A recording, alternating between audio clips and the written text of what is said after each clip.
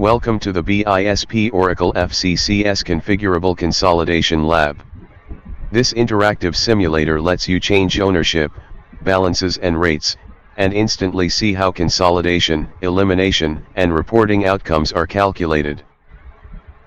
First, subsidiary consolidation and non-controlling interest. When the parent controls a subsidiary under IFRS 10, 100% of its balances are consolidated, and the non-controlling interest share of net assets and profit is calculated separately. Next, acquisition goodwill under IFRS 3. Goodwill is the residual after comparing the consideration transferred, the fair value of non-controlling interest and any previously held interest, against the fair value of identifiable net assets. Now, intercompany eliminations.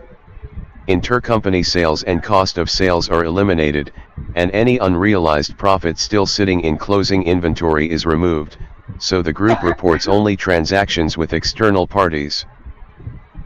This is the equity pickup for associates under IAS 28. Without control but with significant influence, the investment account is adjusted for the investor's share of profit and reduced for its share of dividends received. Here we handle foreign currency translation under IAS 21.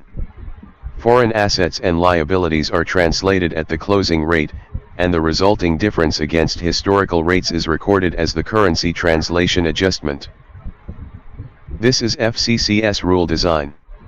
Configurable rules read source intersections, apply consolidation factors, and redirect balanced entries into elimination accounts, preserving a clear audit trail. The Method Decision Lab shows how control and significant influence determine whether an investment is fully consolidated, equity accounted, or treated as a financial asset.